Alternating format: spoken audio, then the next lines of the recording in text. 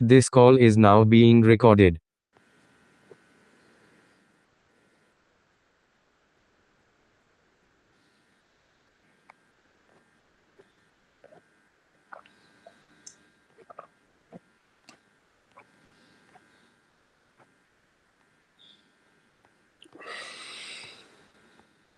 Okay, let us start.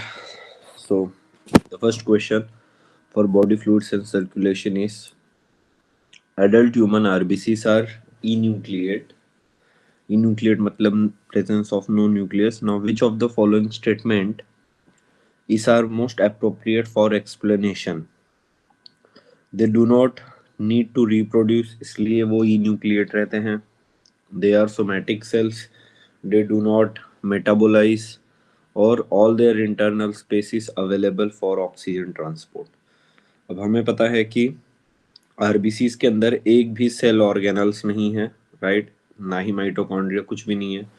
तो ये सब एक्स्ट्रा स्पेस का वो क्या करते हैं ताकि हीमोग्लोबिन को स्पेस दे सकें फॉर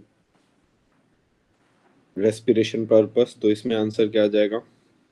ओनली 4, क्योंकि बाकी सारे गलत हैं. They do not need to reproduce, ये कोई लॉजिक ही नहीं, क्योंकि वो तो स्टेम सेल्स से या प्रोजेनाइटर सेल से बनते हैं. Next, they are somatic cells, ये सही है, बट इस रीजन से वो इन्यूक्लिएट नहीं रहते हैं. दे डू नॉट मेटाबोलाइज, ये भी गलत है. तो fourth option. Okay, now second, the hepatic portal vein drains blood to liver from. Portal circulation अगर आपको याद होगा, मैंने बताया था एक ऑर्गन का डीऑक्सीजनेटेड ब्लड दूसरे ऑर्गन को देना इज पोर्टल सर्कुलेशन. 3 टाइप के पोर्टल सर्कुलेशन होते हैं, जिसमें ह्यूमन बॉडी में 2 टाइप्स के मिलते हैं.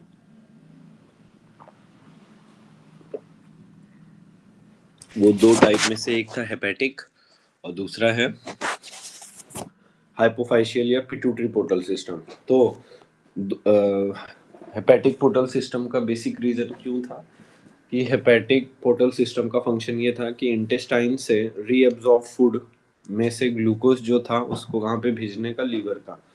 तो कहाँ से कहाँ तक होता है वो? इंटेस्टाइन से इंटेस्टाइन से लीवर की तरफ. तो ऑप्शन क्या जाएगा? सी इसमें ये. Okay, now moving further, the number of blood cells whose reduction in number can cause the clotting disorders leading to excessive loss of blood. Sorry, third question here. Name the blood cells whose reduction in number can cause clotting disorder. हाँ, leading to excessive loss of blood.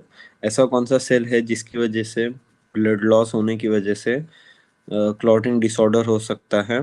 तो erythrocytes, leucocytes, neutrophils and thrombocytes. अब इसमें options दिए गए हैं हमारे पास किसकी वजह से क्लॉटिंग डिसऑर्डर हो सकता है. तो एक तो थ्रोम्बोसाइट होगा ही होगा, क्योंकि प्लेटलेट्स की वजह से क्लॉटिंग डिसऑर्डर होता है. पर क्लॉटिंग डिसऑर्डर होने का दूसरा रीजन और क्या हो सकता है? आरबीसीज का नंबर भी कम होना. क्यों? क्योंकि अगर आरबीसीज का नंबर कम हो जाए तो सिग्नल जो मिलता है क्लॉटिंग का वो नहीं मिल पाएगा. तो यहाँ पे उन्होंने पूछा है ऑन ऐसे सेल्स जिसकी वजह से दोनों क्लॉटिंग जिसकी वजह से क्लॉटिंग अफेक्ट हो. तो क्लॉटिंग प्लेटलेट से ज़्यादा अफेक्ट होगी, बट आरबीसी काउंट से भी जो ट्रिगरिंग फैक्टर होता है वो एक्टिवेट नहीं हो पाएगा. इसलिए हम यहाँ पे 2 ऑप्शन लेके चलेंगे, ए या डी. पर ज़्यादा अगर नीट के लिए आपको याद रखना होगा तो ज़्यादा सूटेबल आंसर 4 होगा. Okay, now next, serum differs from blood. Serum और प्लाज्मा में आप लोगों को ये याद रखना है कि plasma minus clotting factor is serum. Okay, plasma minus clotting factor is serum. तो अब उस हिसाब से सीरम में क्लॉटिंग फैक्टर्स वगैरह ये सब नहीं रहेंगे. तो ऑप्शन क्या आ जाएगा? Lack globulins, lack albumins, lack clotting factor, lack antibodies. तो मैंने अभी जस्ट फॉर्मूला लिखा, उसमें क्लॉटिंग फैक्टर लिखा ही है, तो थर्ड ऑप्शन आ जाएगा. Okay, it lacks clotting factor. Now fifth, blood pressure in pulmonary artery is. blood pressure in pulmonary artery is. pulmonary artery मतलब जो deoxygenated blood राइट वेंट्रिकल से lungs की तरफ लेके जा रही है, उसको हम बोलेंगे पल्मोनरी आर्टरी। तो उसमें मोर देन उसका blood pressure more than that of pulmonary vein, less than that in vena cava, same as that in aorta, या more than that in carotid artery. अब इसमें हमें एक एक का इंडिविजुअल का निकालना पड़ेगा। तो सबसे पहले ब्लड प्रेशर पल्मोनरी आर्टरी का मोर than that in pulmonary vein. हमने उसका नाम वेन इसलिए रखा था पल्मोनरी वेन, ऑल्दो वो ऑक्सीजनेटेड ब्लड कैरी कर रही थी, क्योंकि उसके अंदर प्रेशर ही नहीं था ड्यू टू ग्रेविटी। वो लंग्स से नीचे ब्लड ला रहा था, तो वहां पे प्रेशर ही नहीं होता है। वो ड्यू टू इट्स लोकेशन वो अपने आप ब्लड आ जाता है, तो उसमें प्रेशर सबसे कम रहेगा। तो compare to pulmonary vein, pulmonary artery में ज्यादा प्रेशर रहेगा। चलो ये स्टेटमेंट सही है। नेक्स्ट स्टेटमेंट देखते हैं। Less than that in vena cava. Vena cava एक वेन है और pulmonary artery although deoxygenated blood carry कर रही है, बट वो क्या होती है आर्टरी, क्योंकि उसके अंदर प्रेशर काफी ज्यादा होता है। तो ऑब्वियसली सेकंड वाला गलत हो जाएगा, क्योंकि उसका प्रेशर पल्मोनरी आर्टरी का वेना केवा से ज्यादा होता है। Third, same as that in aorta. Blood pressure थोड़ा सा कम पल्मोनरी आर्टरी का अओर्टा से रहता है, क्योंकि अओर्टा सबसे बिगेस्ट आर्टरी है बॉडी की। ज्यादा डिफरेंस नहीं होता है, 7-8 mm ऑफ एच जी का प्रेशर डिफरेंस रहता है, बट रहता है डिफरेंट, इसलिए हम थर्ड ऑप्शन भी नहीं जाएंगे। ना fourth, more than that in carotid artery. Carotid artery छोटी होती है, उसके कंपेयर में पल्मोनरी आर्टरी काफी बड़ी होती है, तो उसका प्रेशर उसमें भले ज्यादा हो, पर प्रेशर आर्टरीज का ऑलमोस्ट ड्यू टू सिस्टोल, हाँ ड्यू टू सिस्टोल सेम रहता है। तो हमारा ऑप्शन हो जाएगा ऑब्वियसली सेकंड, थर्ड, फोर्थ गलत हो गए तो फर्स्ट वाला। ओके, फिफ्थ का क्या हो जाएगा? First. Now moving further, in mammals which blood vessel would normally carry largest amount of urea. अब यहाँ पे कॉन्सेप्ट समझो। यूरिया, अभी हम लोग किडनी पढ़ रहे हैं, इसलिए आपको थोड़ा सा ये आइडिया नहीं होगा, पर इन्होंने रिलेट किया तो हम ये देखते हैं। देखो, ये रहा वेन, ये रहा लीवर, ये रहा किडनी। यूरिया एक्सक्रीट किडनी के थ्रू होता है। ओके, यूरिया एक्सक्रीट किडनी के थ्रू होता है। ब्लड यूरिया अमोनिया से NH3 से यूरिया कहाँ पे बनता है? लीवर के अंदर। तो जैसे ही वो यूरिया बना के ब्लड में एक्सक्रीट करने जा रही होगी, तो सबसे ज्यादा यूरिया का लेवल कहाँ होगा? हेपेटिक के पास। किडनी के पास तो वो ब्लड जब पहुंचेगा तो वो प्यूरिफाई होके जाएगा, तो सबसे कम यूरिया कहाँ पे रहेगा? रीनल वेन में। और सबसे ज्यादा कहाँ पे रहेगा? हेपेटिक वेन में। ये कॉन्सेप्ट आगे अभी हम इसके अंदर पढ़ेंगे, फिर भी हम कोशिश करेंगे कि कॉन्सेप्ट यहाँ से यूज किया जाए। ओके, ना कॉन्सेप्ट की तरफ चलते हैं।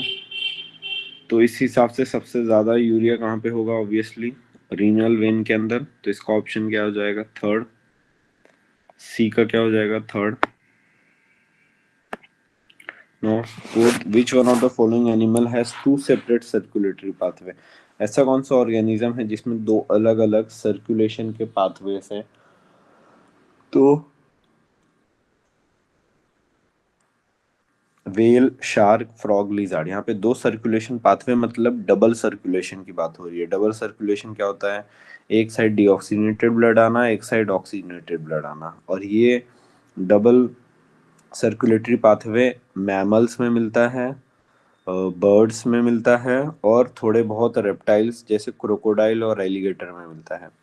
तो यहाँ पे हमें सिंपल सा लॉजिक लगाना है। वेल जो है वो मैमल है, तो ऑब्वियसली फर्स्ट प्रायोरिटी है। शार्क जो है वो फिश है, तो उसमें नहीं होगा, वो 2 चैम्बर हार्ट होता है। फ्रॉग 2 चैम्बर्ड होता है। लिजर्ड 3 चैम्बर्ड होता है। हमें 4 चैम्बर हार्ट चाहिए डबल सर्कुलेशन के लिए, तो 4 चैम्बर का हार्ट है वेल। तो आंसर क्या हो जाएगा? Well. Okay, now moving towards next question. Doctors use stethoscope to hear the sounds produced during cardiac cycle. The second sound is heard when first heart sound कब आता है? हमने देखा था लब नाम था उसका, LUBB। और वो कब आता है? जब एट्रिया का कॉन्ट्रैक्शन खत्म हो जाए, वेंट्रिकल का कॉन्ट्रैक्शन शुरू होने वाला हो 0.1 सेकेंड के बाद, तब लब आता है। डब कब आता है? जब वेंट्रिकुलर का कॉन्ट्रैक्शन खत्म हो जाए और जॉइंट डायस्टोल शुरू होने वाला हो तब डब आता है। ओके, तो इन्होंने पूछा है first heart sound. First heart sound, अब क्योंकि हमने देखा एट्रिया के कॉन्ट्रैक्शन के इनिशिएशन में आता है, तो देखते हैं क्या ऑप्शंस है। AV node receive signal from SA node, AV valves open up, ventricular walls vibrate due to gushing of blood from atria, semilunar valves close down after blood flows into vessels from ventricles। अब देखो इसके अंदर first heart sound ऐसा लिखा नहीं है, उन्होंने सिर्फ हार्ट साउंड्स बोला है, तो हमें सेकेंड हार्ट साउंड बताना। तो सेकेंड हार्ट साउंड हमने कब बोला, कब मिलता है, जब वेंट्रिकुलर कॉन्ट्रैक्ट हो चुका, वेंट्रिकुलर का कॉन्ट्रैक्शन हो चुका हो और रिलैक्स करने जा रहा हो, तो फोर्सफुली ब्लड सेमीलूनर वेल्व्स में भेजा जाता है और उसको बंद किया जाता है। जैसे ही सेमीलूनर वेल्व्स बंद होंगे, कौन सा हार्ट साउंड आएगा, डब। फर्स्ट हार्ट साउंड कब आता है, जब फोर्सफुली एट्रिया ने वेंट्रिकल्स को ब्लड दिया, उसके बाद ट्राइकस्पिड और बाइकस्पिड वेल्व को बंद कर दिया। हमेशा आवाज कोई वेल्व बंद होने के बाद ही आएगी। Always after the closure of valves the sound will be produced. So first will be produced after AV valves are closed, and the second heart sound will produce after semilunar valves will be closed. Okay, so इसका answer क्या हो जाएगा, 4। Now moving further, erythropoiesis. Erythropoiesis, erythro मतलब RBC, erythro मतलब basically red colour, तो हम RBC के लिए ये टर्म यूज करते हैं। पोइसिस मतलब प्रोडक्शन, आरबीसी का प्रोडक्शन कहाँ पे शुरू होता है, erythropoiesis starts in spleen, red bone marrow, kidney and liver. तो एरिथ्रोपोइसिस मतलब ब्लड का प्रोडक्शन कहाँ होता है, फॉर्म्ड एलिमेंट है वो, तो कहाँ पे होता है, रेड बोन मैरो के अंदर, क्योंकि वो प्राइमरी लिम्फोइड ऑर्गन है, तो ये हमें पता होना चाहिए। ओके, रेड बोन मैरो, तो इसका आंसर क्या हो जाएगा, 2। Which one of the following is correct? Lymph is equal to plasma plus RBC plus WBC. हमने देखा था लिम्फ कलरलेस है। कलरलेस जो चीज होती है उसके अंदर कभी भी आरबीसी नहीं होगा, वरना वो कलरफुल हो जाता। तो पहला ऑप्शन गलत हो गया। याद रखना, लिम्फ के अंदर डब्ल्यूबीसी और प्लेटलेट्स होते हैं, बट आरबीसी और प्लाज्मा प्रोटीन नहीं होते हैं। सेकेंड है blood is equal to plasma plus RBC plus WBC plus platelet. ये सबसे ज्यादा एक्यूरेट लग रहा है अभी तक, क्योंकि ब्लड में प्लाज्मा है 55%, RBC WBC and platelet togetherly we called formed elements जो है 45%। थर्ड है plasma is equal to blood minus lymphocytes, नहीं। Serum is equal to blood plus fibrinogen, नहीं, ब्लड माइनस फाइब्रिनोजन। तो ऑप्शन क्या हो जाएगा, second. Okay, now next, blood pressure in the mammalian aorta is maximum during. Blood pressure mammalian aorta में maximum कब होगा, systole of the left ventricle. Blood pressure in mammalian aorta is maximum in systole of the left ventricle, diastole, systole of left atrium, diastole. इसका answer बहुत ही easy है, अभी हमने discuss किया था। ब्लड का प्रेशर चाहे पल्मोनरी आर्टरी की बात करो चाहे ओटा की, किसके वजह से होगा, वेंट्रिकल्स के कॉन्ट्रैक्शन के बाद। तो हमें यहाँ पे देखना है ओटा, ओटा कहाँ से निकलता है, लेफ्ट वेंट्रिकल से। तो जब उसका सिस्टोल होगा तभी ओटा से प्रेशर निकलेगा। तो इसका आंसर बहुत ही इजी है, 11th क्या आ जाएगा, 1। Okay, now person with blood group A B is considered as universal recipient because. I hope आपको ब्लड ग्रुप वाला टॉपिक याद होगा, वो भी जस्ट फॉर रिकॉल में बता देता हूँ। हमेशा याद रखना, ब्लड ग्रुप, एंटीबॉडी, एंटीबॉडी हमेशा कहाँ बनेगी, प्लाज्मा के अंदर। कहाँ बनेगी, प्लाज्मा के अंदर। और ब्लड ग्रुप जो भी होगा या ब्लड का जो एंटीजन होगा वो कहाँ होता है, आरबीसी के ऊपर। पहले तो ये याद रखो, ब्लड ग्रुप का एंटीजन आरबीसी के ऊपर होगा और प्लाज्मा एंटीबॉडी के अंदर। अगर मैं एक ब्लड वेसल बना दूं और उसके ऊपर ये आरबीसी निकाल दूं और ये जो फ्लूइड है बह रहा है, ये प्लाज्मा है, दिस इज प्लाज्मा, और ये क्या हो जाएगा, आरबीसी। अब अगर यहाँ पे ए नाम का एंटीजन है ऐसा, अब मैं एंटीजन के लिए अलग पेंसिल यूज कर रहा हूँ, ए, तो ये ब्लड ग्रुप क्या हो जाएगा, ए। जो एंटीजन आरबीसी के ऊपर रहेगा वही ब्लड ग्रुप होगा। अगर ए एंटीजन है तो ब्लड ग्रुप क्या हो जाएगा, ए। और प्लाज्मा में इसका ऑपोजिट एंटीबॉडी मिलेगा। और हमेशा याद रखना है कि इसमें दो ही जीन होते हैं, ए बी, और एक छोटू सा रिसेसिव जीन होता है ओ। तो ये दोनों एक दूसरे के खिलाफ एंटीबॉडी बनाते हैं। ओ जो है दोनों के खिलाफ बनाता है। तो ए है तो ए के खिलाफ बॉडी एंटीबॉडी प्लाज्मा में कौन से बनाएगी, ए का उल्टा। अगर ए का ही एंटीबॉडी बना लेगी तो अपने ही आरबीसी को वो मार देगा, इसलिए हमेशा ऑपोजिट बनाना है। एंटीबॉडी को हम माइनस से लिखते हैं। तो प्लाज्मा में एंटीबॉडी कौन सी मिलेगी, माइनस बी। अगर यहाँ पे ब्लड ग्रुप अगर यहाँ पे ब्लड ग्रुप बी है तो यहाँ पे एंटीबॉडी मिलेगा, माइनस है। अगर ए बी है तो कोई भी एंटीबॉडी नहीं मिलेगा। और अगर एंटीजन ही नहीं है, कोई भी एंटीजन नहीं है ब्लड के ऊपर ऐसा, तो हम बोलेंगे ये ब्लड ग्रुप कौन सा है, ओ। जिसके ऊपर कोई एंटीजन नहीं है वो ओ होता है। और ओ के खिलाफ अब इसमें कोई एंटीजन नहीं है तो बॉडी दोनों का एंटीबॉडी बना के रखता है। ये याद रखना पड़ेगा। उसी बेसिस पे हम ये कॉन्सेप्ट सॉल्व करेंगे। Okay,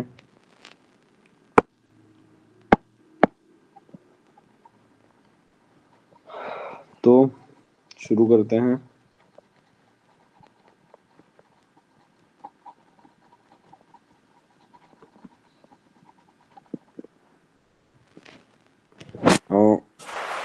Person with blood group AB is considered as universal recipient. AB वाले को हम यूनिवर्सल ब्लड ग्रुप एक्सेप्टर क्यों बोलते हैं? बिकॉज हमने देखा है अगर किसी के आरबीसी पे ए और बी एंटीजन हो तो ना ए बी के लिए बना सकता ना बी ए के लिए। क्यों? क्योंकि दोनों ही ब्लड ग्रुप अगर एंटीबॉडी, मान लो ए ने बी के खिलाफ बनाया तो बी मर जाएगा तो आरबीसी टूट जाएगा। बी ने ए के खिलाफ बनाया माइनस ए तो ए वाला फिर भी आरबीसी टूट जाएगा। तो क्योंकि दोनों एक दूसरे के साथ रह रहे हैं तो दुश्मनी नहीं करेंगे, इसलिए कोई एंटीजन नहीं, एंटीबॉडी नहीं बनाते प्लाज्मा में। जिसकी वजह से क्या हो जाता है, ये कि इसमें कोई एंटीबॉडी नहीं है तो ये किसी से भी ब्लड ले सकता है। तो both A and B antigens on RBC but no antibodies in plasma, first ही सही हो जाएगा। क्यों? A B blood group universal recipient इसलिए होता है क्योंकि उसके पास दो एंटीजन होते हैं बट कोई भी एंटीबॉडी नहीं होता है। याद रखना, अगर मान लो ये एक डोनर है और ये एक रेसिपिएंट है, ये इसको ब्लड देगा अगर, तो हमेशा ये इसका आरबीसी देगा। क्या ट्रांसफर करेगा? आरबीसी। इसका प्लाज्मा ट्रांसफर नहीं करेगा। तो मान लो अगर ये ए ब्लड ग्रुप वाला बंदा है और ये ए बी ब्लड ग्रुप वाला बंदा है, ए वाला ए बी को ब्लड दे रहा है तो ये इसका आरबीसी दे रहा है, प्लाज्मा नहीं दे रहा है। अगर प्लाज्मा देता तो ए के खिलाफ इसके प्लाज्मा में कौन सी एंटीबॉडी होती, माइनस बी। और ये माइनस बी जाके इस बी को तोड़ देती तो ये बंदा मर जाता। तो ये इसने क्या डोनेशन किया? डोनेशन हमेशा एंटीजन का होता है तो इसने एंटीजन डोनेट कर दिया। और जो रेसिपिएंट होगा, जो ब्लड रिसीव कर रहा है, उसमें हमेशा प्लाज्मा को देख के हम ब्लड डोनेट करते हैं। अब ए बी वाला जो है उसके खिलाफ उसके प्लाज्मा में कोई भी एंटीबॉडी नहीं है। ए बी वाला जो है उसके प्लाज्मा में कोई भी एंटीबॉडी नहीं है। तो अगर ए वाला ब्लड ग्रुप गया तो कोई एंटीबॉडी नहीं है तो आराम से सरवाइव कर जाएगा। तो हमें डोनर के साइड से हमेशा आरबीसी देखना पड़ेगा और रेसिपिएंट के साइड से हमेशा प्लाज्मा को देखना पड़ेगा। Done? I hope I am clear, very clear. Let's move forward. एक और इसका एग्जांपल ले लेते हैं। मान लो मेरे पास एक डोनर है जिसका ब्लड ग्रुप है बी और मुझे ब्लड देना है दो रेसिपिएंट को। एक का ब्लड ग्रुप है बी, एक का ब्लड ग्रुप है ए। मैं दोनों में से किसको दे सकती हूँ? तो देखो, हम बी जो डोनर है हमारा, उसका क्या ब्लड दे रहे हैं? आरबीसी दे रहे हैं। तो हमने बी को, अगर ए को ब्लड दे दिया तो बी का हम क्या दे रहे हैं? आरबीसी। अब ए के प्लाज्मा में बी के खिलाफ एंटीबॉडी बनी है, अगर हमने इसको ब्लड दे दिया तो ये बी इसको मार देगा, इस आरबीसी को। तो ये पॉसिबल नहीं है। अगर इसने इसको दिया अपना बी वाला एंटीजन वाला ब्लड तो इसके एंटीबॉडी कौन सी है प्लाज्मा में? ए। तो ये ए को मारेगा बी को नहीं मारेगा, यहाँ चल जाएगा। ऐसा हमेशा डोनेशन के टाइम पे we have to look about antibodies and sorry, we have to look about RBCs, and while the receiver will always look for antibodies. तो ऐसे हम क्रॉस ये कर सकते हैं।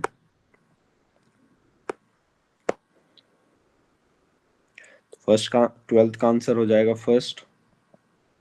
बाकी और जैसे क्वेश्चंस होंगे हम उसको देखेंगे।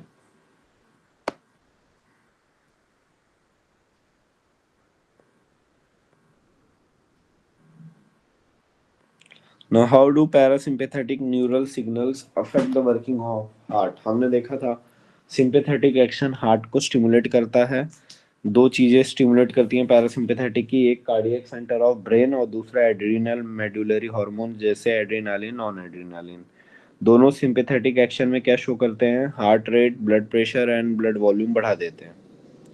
So how do parasympathetic neural signal affects the working of the heart? Now reduce both heart rate and cardiac output. पहला ऑप्शन क्या हो जाएगा? पैरासिम्पैथेटिक क्या करता है? ऑपोजिट फंक्शन करता है। तो parasympathetic heart rate, blood pressure, blood volume कम कर देगा। नौ कैसे सिग्नल करता है? Reduce the both heart rate and cardiac output. Second option है heart rate is increase without affecting. Heart rate कभी इंक्रीज नहीं होता, तो सेकेंड ऑप्शन वैसे ही गलत हो गया। थर्ड की बात करें, both heart rate and cardiac output increase, नहीं, इंक्रीज करने का फंक्शन सिंपैथेटिक का है, पैरासिम्पैथेटिक का नहीं। Fourth heart rate decrease but cardiac output increase, obviously ये भी गलत है। तो ऑप्शन क्या आ जाएगा? One and only first. ठीक है, डन। Now next question. अब यहाँ पे डबल सर्कुलेशन का एक डायग्राम दिया, देख रहा होगा। ये लंग्स है, ये लंग्स की तरफ जा रहा है, ये हार्ट है, ये टिश्यू की तरफ है। एक बार ब्लड आ रहा है हार्ट में, उसी टाइम डीऑक्सीनेटेड ब्लड भी एक साइड आ रहा है। यहाँ से ये लंग्स की तरफ जा रहा है, यहाँ से ये बॉडी की तरफ जा रहा है। एक ही टाइम पे दो सर्कुलेशन हो रही है, इसको हम क्या बोलते हैं? Double circulation. पहले तो हमें ये पता होना चाहिए। नेक्स्ट, इसके अंदर क्या क्वेश्चन पूछा है वो देखते हैं।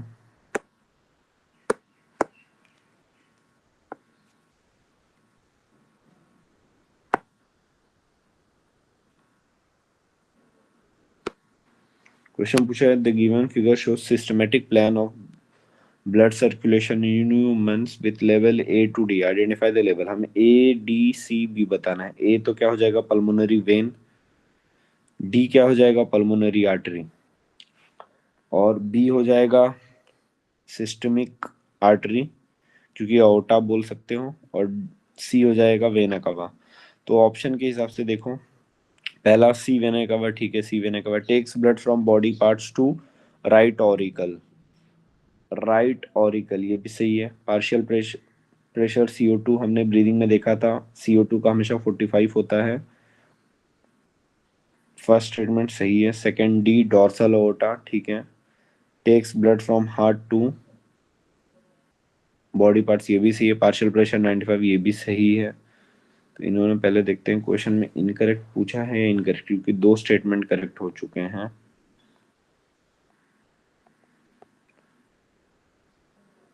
Identify the level. नेक्स्ट देखते हैं पल्मोनरी वेन। ए पल्मोनरी वेन है, ठीक है, पल्मोनरी वेन ही है।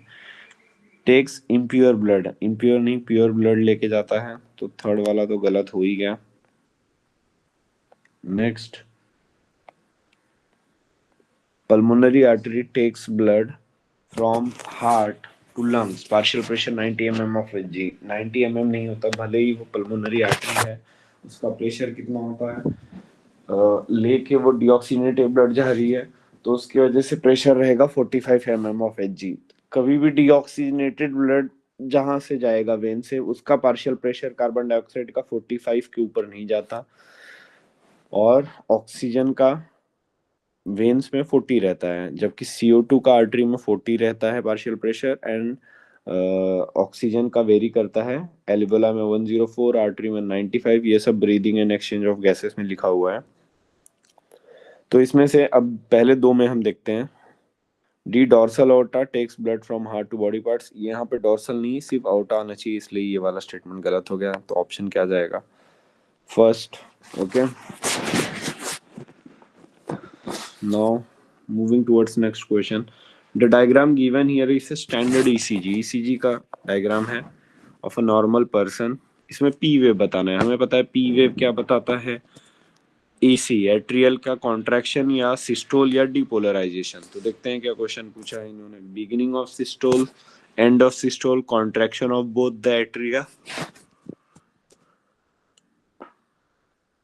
And next initiation of ventricular contraction. तो हमें पता है P क्या बताता है, एट्रिया का कॉन्ट्रैक्शन, तो क्या आ जाएगा, third. Next 16, again double circulation का क्वेश्चन है। The figure shows blood circulation in humans with level A to D, select the option which gives correct identification of level and functions of the part. D क्या हो जाएगा, ओटा। सी क्या हो जाएगा, when, तो वेन में ल्यूमेन बड़ा है बॉडी पार्ट्स, ठीक है। ए में है आर्टरी, तो इन्होंने ल्यूमेन छोटा दिया है। सी, बी वाला रीजन को इन्होंने कैपिलरी दिया है, दिस इज बी रीजन, ठीक है।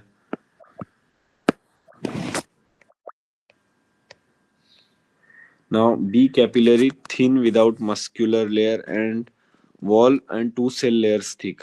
यहाँ तक तो सब सही था, पर वो टू नहीं सिंगल लेयर थिक होती है, तो ये गलत हो गया। C vein thin walled and blood flows in jerks, ये भी गलत है। डी नेक्स्ट है, सी डी जो है वो पल्मोनरी वेन है, ठीक है। Takes oxygenated blood to heart,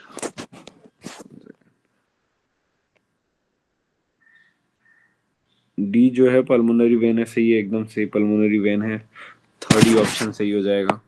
ये जो आर्टरी है थिक वॉल्ड है and blood flows evenly, A क्या है, आर्टरी तो है पर वो आर्टरी नहीं, अओर्टा मेजर होना चाहिए था।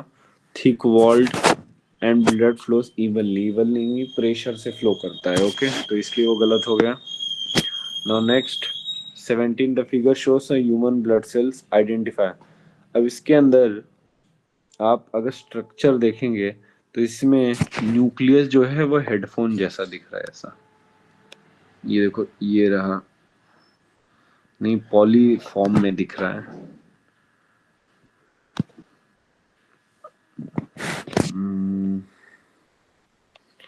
इसमें एस शेप का न्यूक्लियस अपने को दिखेगा, ये ऐसा है, फिर ऐसा है, ओके, एक में ऐसा है, ऐसे टाइप का न्यूक्लियस जो है वो एस शेप का बेसोफिल में होता है, तो बेसोफिल का ऑप्शन यहाँ पे एक है। सिक्रेट सेरोटोनिन, इन्फ्लेमेटरी फंक्शन, ये भी सही है। आपको सिर्फ न्यूक्लियस देखना है, इसमें थोड़ा काफी गंदा न्यूक्लियस निकाला गया, वैसे अक्सर ऐसा होता है, अगर ऐसा रहा तो यूसिनोफिल, ऐसा रहा तो न्यूट्रोफिल, किडनी शेप का रहा तो मोनोसाइट्स, ओके। इन्होंने थोड़ा सा ज्यादा गंदा ही बना दिया है, वरना इमेज आपको क्लियर होती है, डोंट वरी। बस आपको याद रखना है कि कौन से शेप का था सबका nucleus, that will be more than enough. Now again blood group का, a certain road accident patient with unknown blood group needs immediate blood transfusion. एक बंदे का एक्सीडेंट हुआ है और उसको इमीडिएट ब्लड ट्रांसफ्यूजन चाहिए। His one doctor friend, his one doctor friend at once offers his blood. What was the blood group of donor? अब ये फौरन देने के लिए ब्लड राजी हो गया, मतलब इसका यूनिवर्सल डोनर होने के प्रोबेबिलिटी ज्यादा है, तो हम वही केस लगाएंगे, उसको उसका ब्लड ग्रुप पता होगा और वो यूनिवर्सल प्रोबेबिलिटी लगाएगा। यूनिवर्सल प्रोबेबिलिटी से इस टाइम पे उसका ब्लड ग्रुप पेशेंट का कोई भी हो, अगर डॉक्टर ओ ब्लड ग्रुप होगा तो वो किसी को भी दे सकते हैं, इसलिए तुरंत राजी हो गया, तो ब्लड ग्रुप का ऑप्शन क्या आ जाएगा, सी। 19, विच one of the following human organs is often called graveyard. Graveyard मतलब जहाँ पे आरबीसी जाके डेथ हो जाती हैं, तो एक ही जगह पे है, उसका नाम क्या है, स्प्लीन। ये याद रखना है, बहुत इंपॉर्टेंट क्वेश्चन है। Graveyard of RBC spleen. Bundle of his is the part of which one of the following organs in human, brain, kidney, heart, pancreas. Bundle of his हमने देखा था हार्ट का कंडक्शन सिस्टम का part है। Which one of the following plasma protein is involved in coagulation of blood? क्या जाएगा, फाइब्रिनोलाइसिन। Albumin तो blood pressure को मॉनिटर करता है, ग्लोबुलिन इम्यूनिटी देता है, बचा क्या fibrinogen. Okay,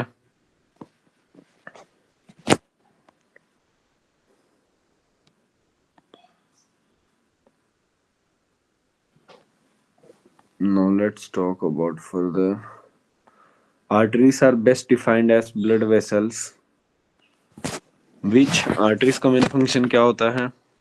supply oxygenated blood to different organs, carry blood away from the heart to different. ये ज्यादा डेफिनेशन करेक्ट है क्योंकि हमेशा ये ऑक्सीजनेटेड ब्लड ही सप्लाई नहीं करती हैं, तो बेस्ट जो इनका डिस्क्रिप्शन होगा कि वो ब्लड हमेशा आर्टरीज अवे लेके जाती है, इसलिए pulmonary artery blood away from heart लेके जा रही है, हमने उसका नाम आर्टरी दे दिया। ना कि वो डीऑक्सीनेटेड ब्लड कैरी करी, फिर भी हमने उसका नाम वेन नहीं रखा। ओके, तो आर्टरी का मेन डेफिनेशन होता है पहला कि takes blood away from the heart, vein का होता है take towards the heart. Next second case होता है उसमें मीडिया लेयर काफी बिग होता है और ल्यूमेन छोटा होता है, जबकि वेन में रिवर्स होता है। और थर्ड ऑप्शन होता है कि वो ऑक्सीजनेटेड ब्लड कैरी करे। Now which one of the following statement is correct regarding blood pressure? हमें पता है नॉर्मल कितना होता है 120/80, तो 130/90 is considered as high and required treatment गलत है। 155 of Hg is ideal नहीं। 105/50 Hg makes one very active गलत। 190/110 में हाँ वाइटल ऑर्गन्स एकदम सही है, इसको हम हाइपरटेंशन बोलते हैं। ओके,